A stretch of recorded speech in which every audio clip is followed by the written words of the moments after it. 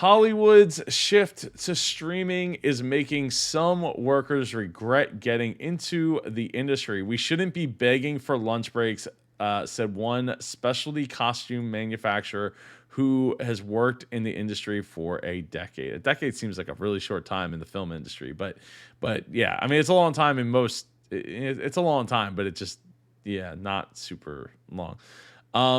What I wanted to point out here was that where's the 90 more than 98% of the 60,000 workers in the union voted to authorize a strike if an agreement can't be reached with the Alliance of Motion Picture and Television Producers, or AMPTP, which represents the industry's production companies. It would be the first nationwide strike in the union's 128-year history.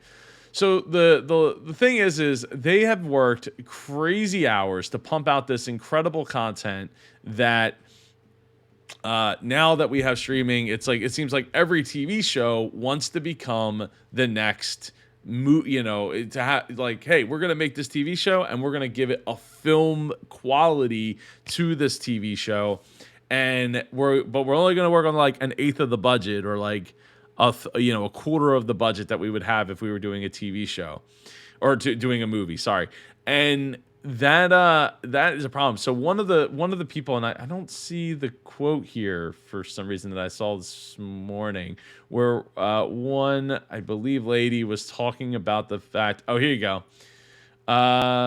She worked on the she worked Scarnati, who's worked on the franchises like The Hunger Games, Guardians of the Galaxy, and Captain America, said she recently worked 21 days in a row, where the shortest day was 12 hours, most days were 14, and the longest day was 19 hours. So the pace that these entertainment giants are trying to produce content for their streaming is at a breakneck speed, because the streaming never ends. People don't. There's no such thing as a rerun, so you're always behind the eight ball and trying to create new content, kind of like here on YouTube.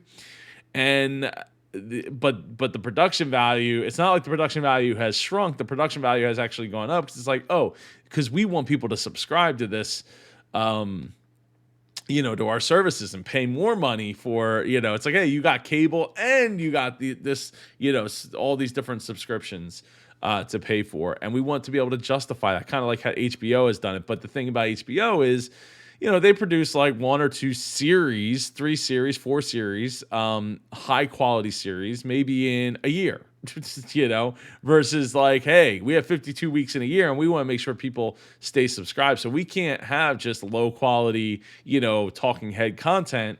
We got to have the best, and reruns don't exist. So, content gets old fast. It's the old adage of like, the internet is a giant black hole, and it's like, I created this piece of content. It took, 1 million man hours to produce, and it's going to be awesome. And I'm going to throw it into the black hole, and like, cool. That's awesome. We love it. What else you got?